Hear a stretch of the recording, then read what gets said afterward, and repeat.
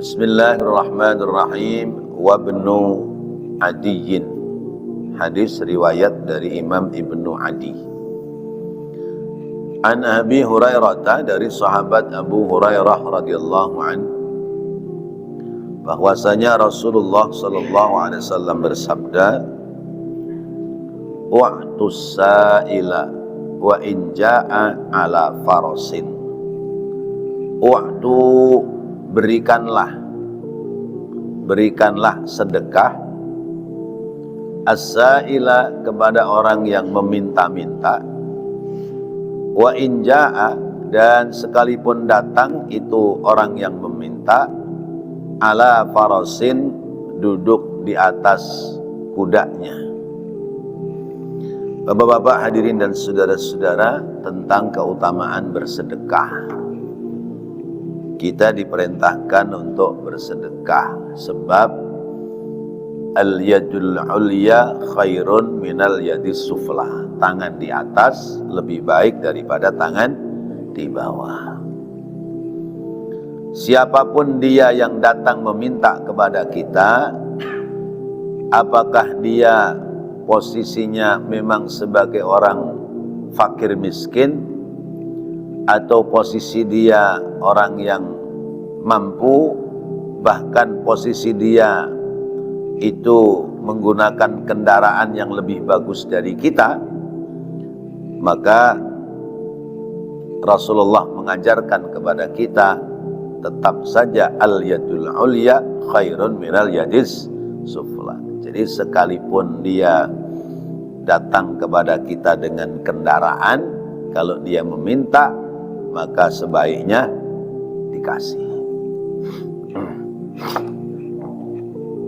Karena itu orang bersedekah jangan sampai ketika dia bersedekah, sesudah bersedekah diikuti dengan kalimat yang kotor. Misalnya begini, orang si pakaiannya rapi begitu minta, orang si badannya masih keker minta. Itu namanya sedekah, ngasih, tapi diiringi dengan yatsba'uha adan, diiringi dengan kata-kata yang menghinakan.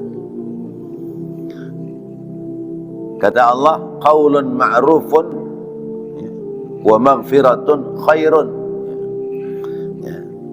Ucapan yang baik dan permintaan maaf itu khairun min shadaqatin yatba'uha adza, lebih baik daripada bersedekah tapi diikuti dengan cercaan dan hinaan. Jadi menggunakan apapun model dia datang kepada kita, ada rezeki kasih. Menggunakan model apapun itu artinya bahwa orang meminta-minta itu bagaimana caranya supaya orang ngasih. Ada yang menggunakan pakaian yang compang-camping, kemudian memelas, salamnya aja itu tadarruan, assalamu alaikum warahmatullahi wabarakatuh, misalnya begitu. Tangannya sudah ngadung, kasih. Salamnya perlu dijawab apa enggak? Jawab boleh, enggak jawab boleh. Karena salamnya orang meminta-minta itu menjawabnya dengan ngasih. Kalau misalnya dia udah salam, kita enggak ngasih, ikhlas enggak kira-kira tuh salamnya? Iya, nggak bakal ikhlas, karena ucap salamnya itu ditukar dengan uang receh. Nah, maka tidak wajib jawab salam dari orang minta. Nah, itu namanya siasat, trik siasat supaya orang ngasih. Ada lagi yang menggunakan alat musik, ya, ada yang mungkin nyanyiannya dangdut, ya. biasanya suami istri, ya.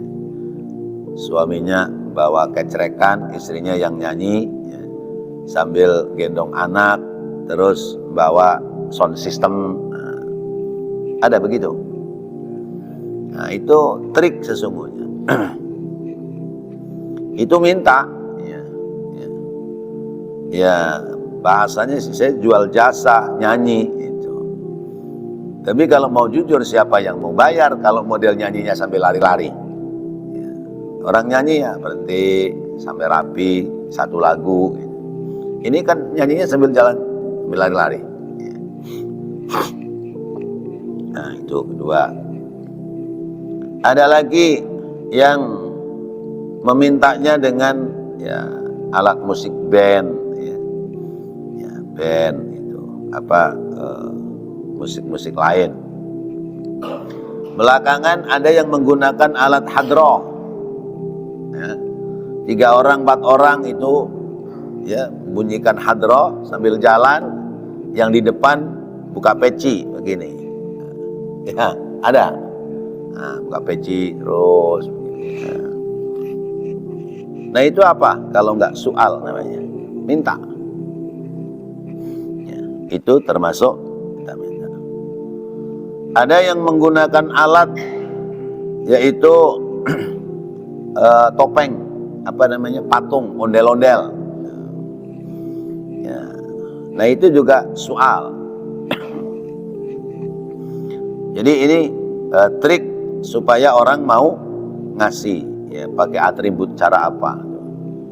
Ada yang pakai topeng ondel-ondel, ya, pakai alat musik, ya, sambil disetel, ya, musiknya nyanyi bunyi, ini orangnya satu narik gerobak alat musiknya, satu ya tadahin.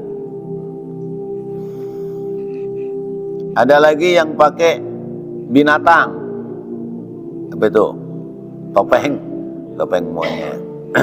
Topeng monyet itu juga soal, ya, itu juga soal, minta-minta. Bahkan itu bahaya kalau yang monyetnya itu belum lulus sekolahnya, belum terdidik dengan baik. Itu saya lihat di medsos itu ada anak kecil ngelihat diterkam sama monyetnya, ya, digigit dan dicakar. Nah, ini bahaya. Itu semua termasuk trik soal, ya, minta-minta. Kalau di Arab musim haji atau musim umrah, ada orang-orang yang mereka itu di depan pintu selesai sholat, ya. Ya, selesai sholat di depan pintu masjid, lalu ngomong dah tuh, ya, ngomong sembarang macam dah tuh, ya. Ya kayak di sini ya, bapak-bapak, ya, ibu, saya butuh nafkah, saya perlu ini, butuh itu dan sebagainya. Saya doakan mudah-mudahan bapak ibu jadi orang sukses, gitu. Terus gitu ngomong begitu. Itu ada yang begitu. Maka ada kejadian orang peminta-minta, ya, dia minta, sesudah dikasih dia mendoakan, ya.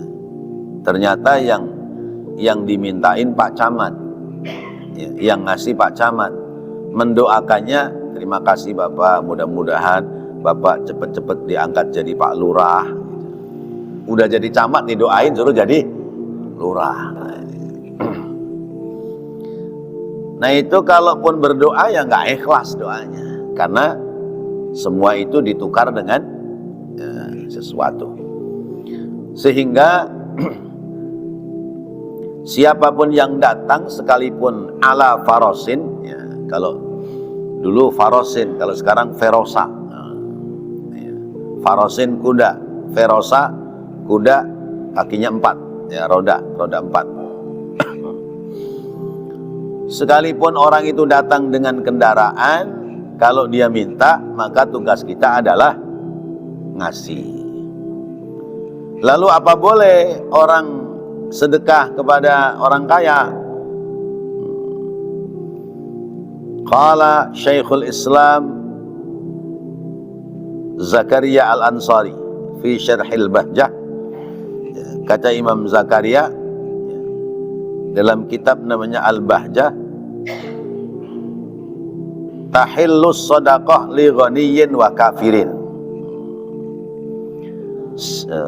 Sedekah itu boleh kepada orang kaya ataupun kepada orang di luar orang Islam. Jadi ada orang kaya minta, kasih. Ada orang di luar Islam, ya, membutuhkan keperluan hidup, boleh nggak ngasih sama orang non Muslim?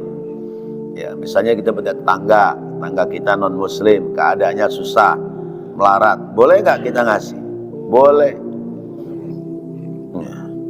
Ya, halal, ya, boleh kita berbagi kepada orang di luar orang Islam, karena ukuran materi, ukuran rezeki itu lintas agama, semua orang butuh, ya, terpenuhi hajat hidup, maka boleh.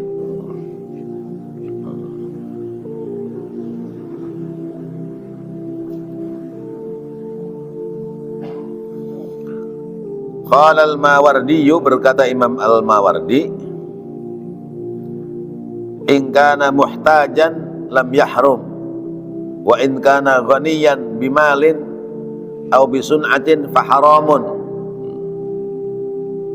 wa ma ya'khudhuhu haramun.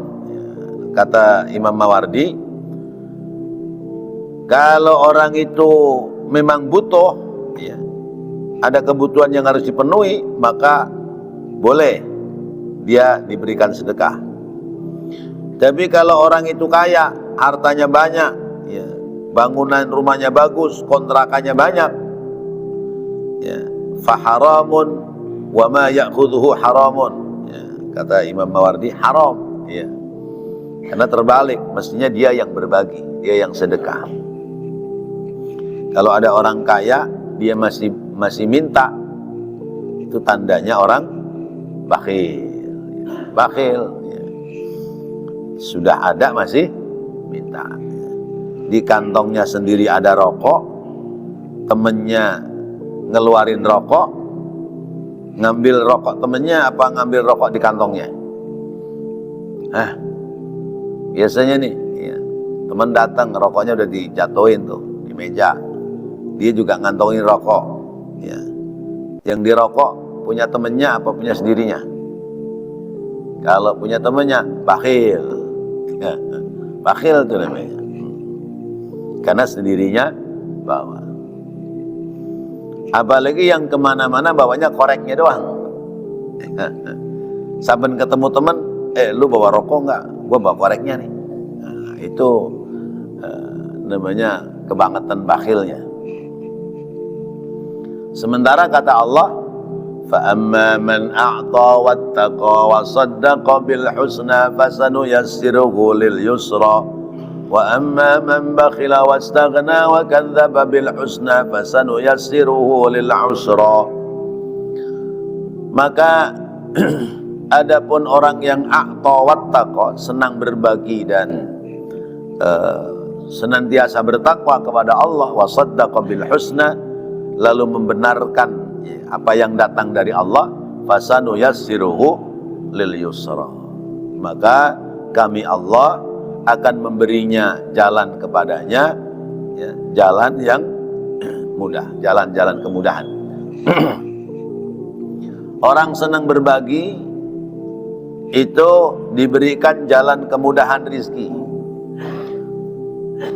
Kemudian sebaliknya, wa amma man bakhila wastaghna wa kadzdzaba bil husna fasanuyassiruhu lil usra. Siapa yang bakhil, ya, kemudian istaghna itu seolah seperti nggak butuh dengan orang lain,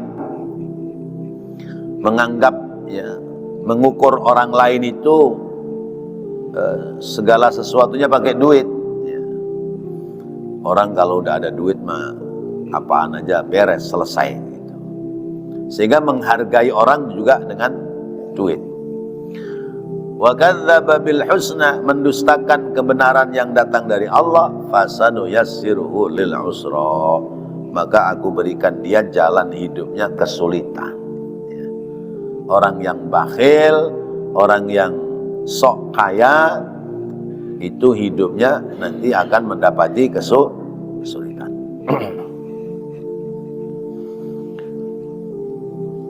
Karena itu liyunfiq dzu sa'atin min sa'atih, ya. Keluarkanlah, ya, hartamu, sedekahlah, keluarkanlah nafkah dzu sa'atin min sa'atih, ya, itu di At-Thalaq, ya.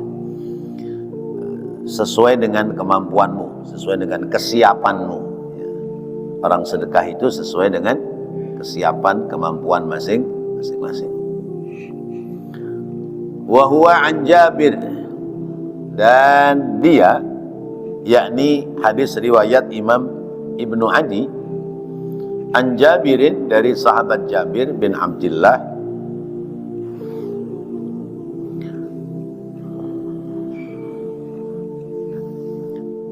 bersabda Rasulullah sallallahu alaihi wasallam, "Idza atakumus sa'ila fad'u fi yadihi walau dhilfa muhraqan, walau dhilfa muhraqan."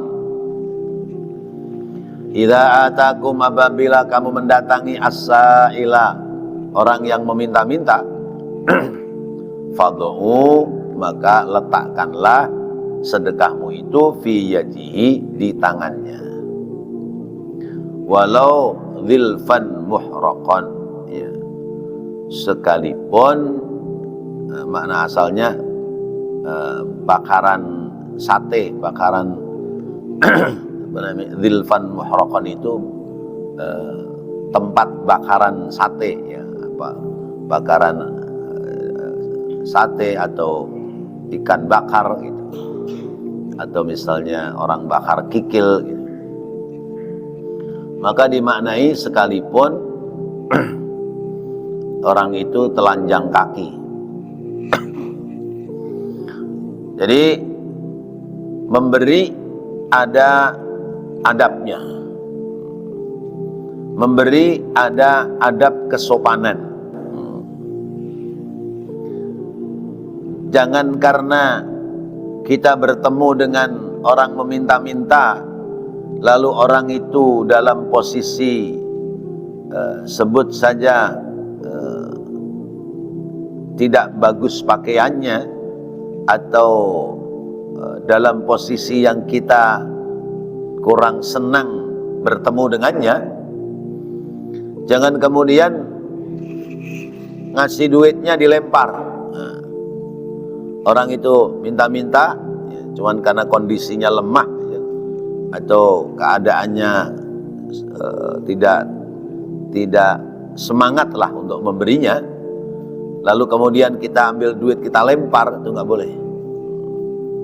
Jadi ambil, taruh di telapak tangannya. Ini namanya adab, ya. Sekalipun kondisi orang itu oleh diri kita kurang menyenangkan, ya, misalnya korengan atau apa itu, ya, penyakit-penyakit lain yang menempel di badan orang itu, atau kondisinya lusuh, kotor, lalu kita seolah seperti jijik kemudian dilempar, itu nggak boleh. Karena kadang-kadang orang-orang itu ya masih bagian dari trik dalam meminta, ya, menggunakan banyak cara, ya. Ada lagi yang pura-pura kakinya buntung, ya. Dulu banyak itu, sering itu. Kakinya dimasukin ke celananya sebelah, ya. Terus dia pakai tongkat. Kemudian supaya orang itu percaya, apa itu, pakaiannya compang-camping, atau di bagian kakinya seperti ada koreng, ya, padahal mah bukan koreng, ditempelin apa yang baunya kira-kira tidak enak dan sebagainya. Ini cara-cara, ya. Cara-cara tipu-tipu dalam orang meminta-minta. Lalu bagaimana kita menghadapi seperti itu? Ya kalau mau ngasih-ngasih, kalau enggak ucapkan kalimat yang baik. Qaulun ma'rufun khairun min shadaqatin yatba'uha adha.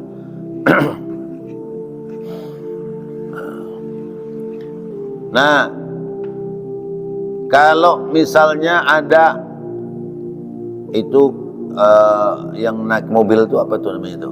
Ya, atas nama yatim atau atas nama pembangunan masjid di mana gitu. Yang di dalam mobil itu ngomong dah tuh panjang lebar. Nanti pasukannya pada jalan tuh. Nah itu ada yang asli bener, ada yang fiktif. Ada yang asli bener, tapi ada yang fiktif. Terus bagi kita bagaimana? Kalau mau sedekah, sedekah aja. Umpama kita sanksi, ya sedekah ala kadarnya, upah jalan dia. Tapi kalau kita yakin, ya sedekah yang macam, ya, yang sesuai. Kalau misalnya dia bohong, ternyata tidak sesuai dengan apa yang dimintakan, itu urusan dia nanti dengan Allah Subhanahu wa ta'ala. Sedekah kita tetap berpahala apa tidak? Misalnya orang mengatasnamakan pembangunan masjid, minta bantuan sedekah ke kampung kita. Orang pada ngasih, ada yang 500, ada yang 200, ada yang 1 juta. Ternyata orang itu bohongin, nggak ada masjidnya itu, bangunannya nggak ada. Sedekah orang sampai nggak? Ya. Sedekahnya tetap diterima oleh Allah. Adapun tipu-tipunya itu urusan orang yang menipunya. Saya mendapati riwayat cerita dari jamaah, ya. Ustaz, saya mau nanya, suami saya itu beli tanah, ya, sekian ratus meter, ya, atas nasihat dari ustadz lah, ya, nasihat dari ustadz. Udah diturutin tuh, beli tanah sekian meter, suruh bangun, dibangun, ya. Katanya buat majelis. Ternyata dijual tuh tanah rumahnya sama itu ustadz. Bagaimana tuh ustadz katanya? Ya urusan dia. Katanya mau buat majelis, tapi ternyata begitu sudah dibangun jadi dijual. Urusan dia nanti, tanggung jawab di sisi Allah Subhanahu wa ta'ala. Yang sedekah bagaimana? Tetap ada nilai pahala di sisi Allah Subhanahu wa ta'ala. Maka tugas kita adalah berbagi. Karena harta yang sudah dibagikan itu, harta yang disedekahkan itu, itulah sesungguhnya yang bakal menjadi milik kita. Karena harta itu besok di akhirat ngomong begini omongannya, ya. Ya sayyidi kuntu qalilan fakassartani wa kuntu saghiran fakabbartani wa kuntu faniyan faabqaitani wa kuntu anta tahrusuni fa ana ahrusu laka. Tuanku, harta ini sudah sampai di negeri akhirat. Harta yang kita amalkan, harta yang kita sedekahkan sudah sampai di negeri akhirat. Itu harta ngomong, Tuan, aku ini milikmu. Dulu waktu di dunia kecil sedikit, tapi di sini engkau membesarkan aku. Dulu sedikit, sekarang jadi banyak. Dari kecil menjadi besar. Saghiran, kuntu saghiran fakabbartani. Dulu sedikit, sekarang banyak. Dulu kecil, sekarang engkau membesarkan kami. Di dunia, waktu dibagikan kecil, tapi ketika sampai negeri akhirat, nilainya menjadi besar. Wa kuntu min qablu faniyan fa abqaitani. wahai tuanku, dulu ya, aku ini rusak binasa, sekarang engkau jadikan aku ya, harta yang kekal ya, engkau mengkekalkan aku. Kuntu anta tahrusuni ya, wahai tuan, dulu engkau menjaga saya ya, engkau memelihara saya ya. Sekarang gantian aku yang memelihara engkau. Itu harta ya. Harta yang disedekahkan, harta yang dititipkan di tempat-tempat yang baik ya. Yang tadinya di dunia itu sedikit, besok di akhirat jadi banyak. Yang tadinya kecil, besok jadi besar. Yang tadinya rusak binasa, besok jadi kekal. Yang tadinya yang punya harta itu menjaga dia, besok di akhirat hartanya yang menjaga. Itu manfaatnya harta kalau mau disedekahkan. Tapi ya kembali kepada kelonggaran hati seseorang. Karena orang itu ada yang sakhiyun, ada yang bakhilun ya. Ada yang dermawan, ada yang pelit ya. Nah, kita termasuk yang mana nih? Dermawan apa pelit ya? Yang bisa menilai diri kita ya. Kalau harta kita sudah berkecukupan tapi kita tidak mau bersedekah, ya termasuk golongan pelit. Karena ciri orang-orang bertakwa itu ciri ibadur rahman, hamba-hamba yang disayang oleh Allah dan yang maha rahman, itu walladzina idza anfaqu lam yusrifu wa lam yaqturu ya. Di Al-Quran disebutkan, yaitu apabila dia menafkahkan harta, lam yusrifu wa lam yaqturu, tidak berlebihan dan tidak pula pelit, wa kana baina dzalika qawama ya, sepadan, seimbang ya. Itu orang-orang yang menjadi bagian dari ibadur rahman. Wa Ibnu Asakir, hadis riwayat Imam Ibnu Asakir an Ibnu Umar dari sahabat Abdullah bin Umar, ma ala ahadikum idza arada ay yatasaddaqa lillahi sadaqata tatawwu'in ay yaj'alaha an walidayhi idza kana muslimaini fayakunu ajruha lahuma wa lahu mislu ujurihima bi ghairi ayyan qusa min ujurihima syai'an. Ma ala ahadikum, apa-apa yang ada pada salah seorang dari kalian, idza arada, apabila menghendaki ayatasaddaqa, untuk bersedekah, lillahi, karena Allah, sedekah tatawwu'in, yaitu sedekah tatawwu', sedekah yang terkait dengan sedekah sunnah, ayyaj'alaha, hendaknya menjadikan sedekahnya itu an walidayhi, diniatkan untuk kedua orang tuanya. Idza kana muslimaini, apabila ibu bapaknya, kedua orang tuanya muslim ya, dua-duanya.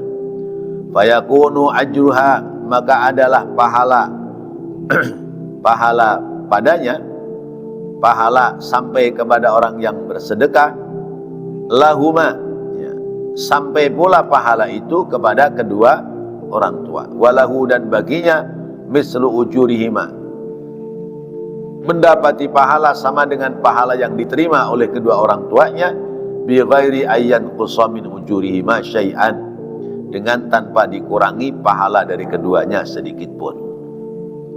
Nah, ini bapak-bapak, hadirin dan saudara-saudara, ini hadis ya, yang menjelaskan kepada kita bahwasanya orang bersedekah yang diniatkan sedekahnya untuk orang lain, itu pahalanya akan sampai ya. Bahkan di hadis lain dikatakan asdiqu limautikum walau bisyirbati ma'in. Sedekahlah untuk orang yang sudah meninggal dunia di antara kalian, sekalipun dengan seseruput air minum. Ya, ya nggak usah seseruput lah, air mineral 1 gelas. Air mineral 1 gelas ini ya, kita kasih kepada teman kita dengan niat pahalanya dikirimkan kepada kedua orang tua. Nyampe apa enggak? Kalau berdasarkan hadis ini berarti sampai. Karena hadis ini menjelaskan bahwa siapa orang yang bersedekah lalu kemudian sedekahnya diniatkan untuk kedua orang tuanya, sepanjang orang tuanya itu muslim, orang beriman, maka pahalanya sampai kepada kedua orang tuanya dan dirinya tidak dikurangi pahala sedikit pun, sama dengan pahala yang diterima oleh kedua orang tua. Nah, tapi tentu dalam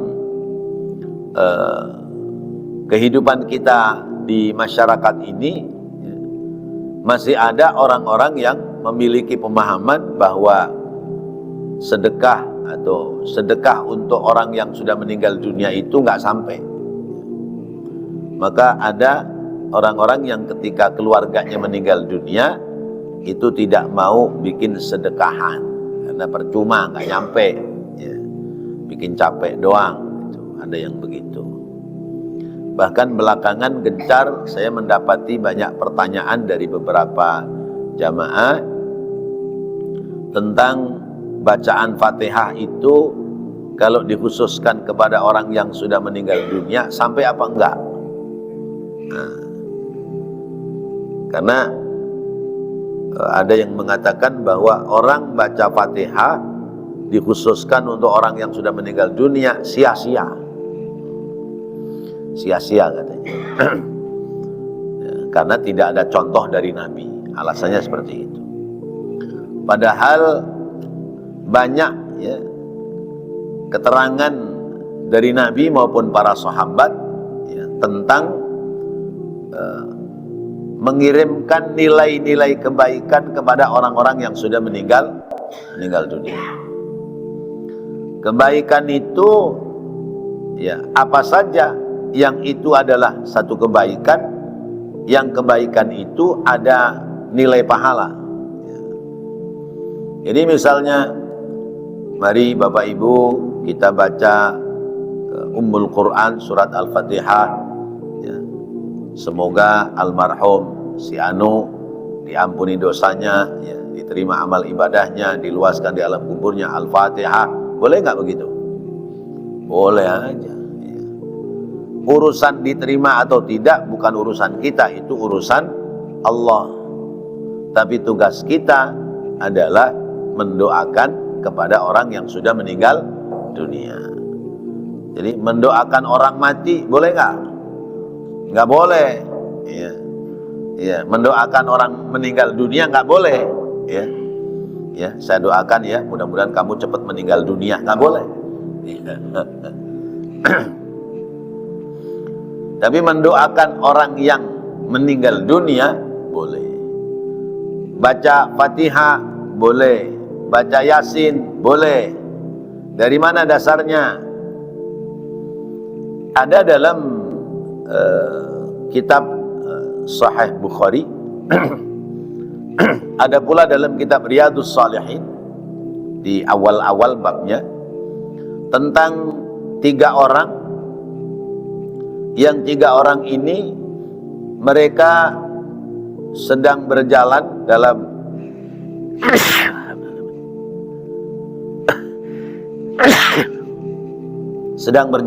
satu perjalanan. Kemudian karena kemalaman nginep, ya. Nah, zaman dulu belum ada hotel, ya.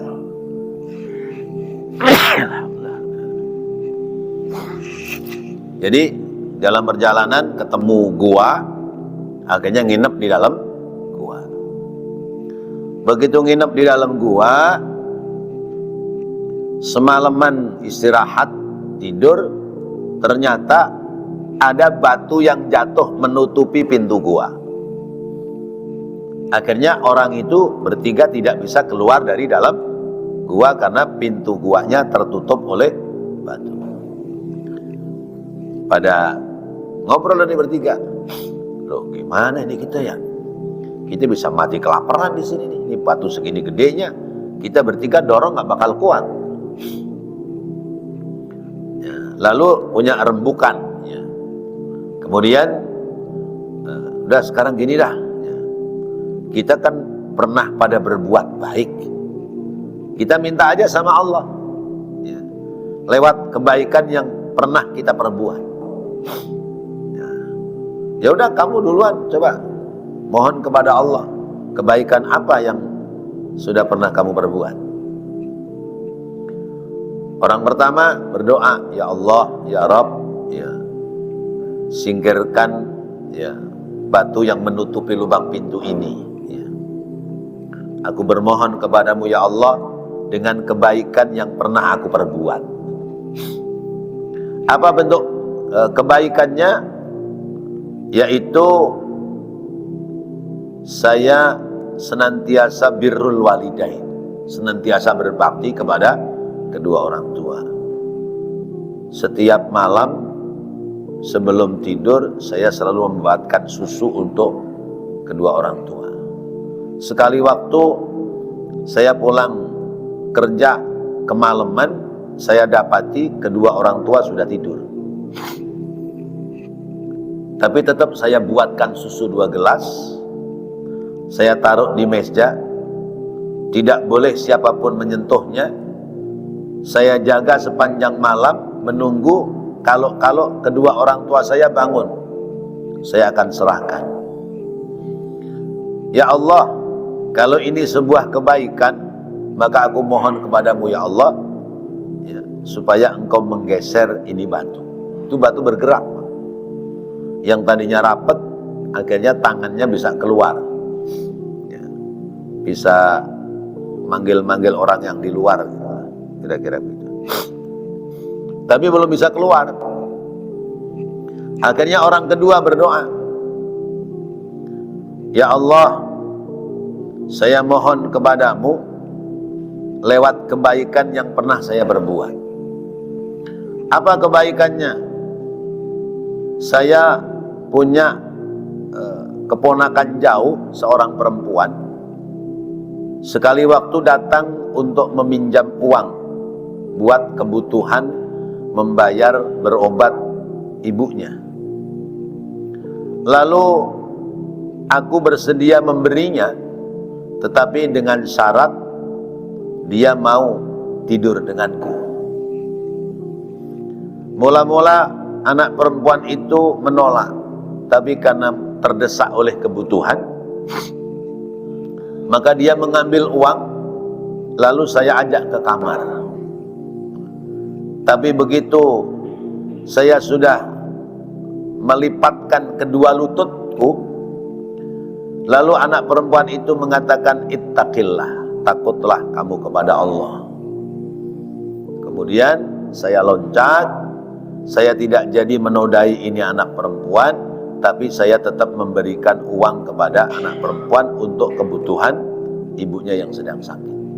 Ya Allah, kalau ini sebuah kebaikan, maka saya berharap engkau menggeser ini batu. Lalu bergeser, baru kepalanya doang bisa keluar, tapi badannya belum bisa keluar. Ini keterangan ada dalam hadis ya. Lalu orang ketiga, udah orang ketiga, kamu punya kebaikan apa? Kebaikan apa ya? Coba dah saya pikirin dulu. Akhirnya ketemu, dia pun berdoa, ya Allah, aku mohon kepadamu supaya diberikan keselamatan dari dalam gua ini, lewat kebaikan yang pernah saya perbuat. Yaitu, aku pernah berbuat baik, bahwa setiap hari Sabtu sore itu saya membagi gaji kepada karyawanku. Antriannya panjang, tapi ada satu karyawan yang karena ngantri panjang, dia putus asa, dia tinggal gajinya. dia tinggal gajinya. Lalu kemudian uang gaji miliknya saya belikan mula-mula ayam sepasang. Ayam sepasang setahun, ya, kemudian sudah banyak saya belikan kambing sepasang. Ya. Setahun kemudian udah banyak saya belikan lagi sapi. Ya. Makin banyak, akhirnya saya siapkan tanah. Ya. Lalu kemudian saya siapkan pula karyawan pembantu yang mengurus itu binatang ternak. Sekian tahun kemudian orang itu datang kembali nagih gajinya. Ya, Tuan, dulu saya belum ngambil gaji saya, sekarang mau saya ambil gaji saya. Kata orang itu, tuh gajimu udah jadi kekayaan. Ya. Ada sembarang binatang sekaryawan-karyawannya. Kaget itu karyawan. Loh, kok bisa banyak begitu? Iya, karena gajimu yang gak kau ambil itu saya belanjakan binatang ternak beranak pinak, maka itu semua milikmu, silakan ambil, saya tidak akan mengambil hak karena itu hak kamu. Masya Allah. Kira-kira ada nggak orang zaman sekarang kayak begini? Nah, susah ya. Kalaupun datang minta gaji, ya salahmu sendiri, kenapa dulu kamu kabur? Begitu. Akhirnya diberikan semua, diambil semua. Nah, ya Allah, kalau ini sebuah kebaikan, maka tolong geser ini batu. Akhirnya batu itu bergeser. Maka artinya orang boleh meminta kepada Allah, ya, kemudian dengan mendasarkan kepada kebaikan yang telah dia perbuat. Karena itu misalnya kita berdoa dengan Allahumma taqabbal wa ausil sawaba ma qara'nahu, atau taqabbal wa ausil sawaba ma amilnahu ila sifulan-sifulan, boleh-boleh saja. Karena sudah ada contoh-contoh dari Rasulullah SAW. Dan sekarang kan banyak yang mulai menyangkal, seperti misalnya membaca Al-Quran di kuburan dosanya lebih besar daripada berbuat zina. Ada itu ya, coba lihat di YouTube itu. Masa baca Quran kok dosa ya. Quran itu dibaca di mana aja indah ya. Di rumah bagus, di masjid bagus, di tempat pernikahan bagus, tempat sunatan bagus, di kuburan bagus, di pasar bagus juga, biar orang pada ingat, nggak pada melakukan penipuan gitu. Orang baca Quran di kuburan ya, itu dosanya lebih besar daripada orang berbuat zina. Masya Allah. Nah, ini kan berarti melarang orang untuk baca Al-Quran ya. Jadi kembali pada keterangan hadis ini, bahwa kalau kita berbuat baik, khususnya bersedekah ya, niatkan sedekah kita itu untuk kedua orang tua supaya pahalanya melebar ya, pahalanya melebar, ngalir ya, kepada kedua orang tua dan juga kepada kita yang bersedekah. Wallahu a'lam bissawab. Mudah-mudahan Allah jadikan ilmu yang bermanfaat. Rabbana taqabbal minna innaka antas sami'ul alim wa tub 'alaina innaka antat tawwabur rahim. Rabbighfir warham wa anta khairur rahimin. Allahumma inna nas'aluka khaira hadzal yawm fathahu wa nasrahu wa nurahu wa barakatahu wa huda. Allahumma inna nas'aluka khaira hadzal yawm wa khaira ma fihi wa khaira ma qablahu wa khaira ma ba'dahu wa na'udzu bika min syarri hadzal yawm wa syarri ma fihi wa syarri ma qablahu wa syarri ma ba'dahu. Allahumma inna nas'aluka min fujaatil khair wa na'udzu bika min fujaatil syarr. Allahumma inna nas'aluka khairal haya wa khairal mama wa khaira ma baina dhalik wa na'udzu bika min syarril haya wa syarril mama wa syarri ma baina dhalik. Rabbana atina fid dunya hasanah wa fil akhirati hasanatan wa qina adzaban nar.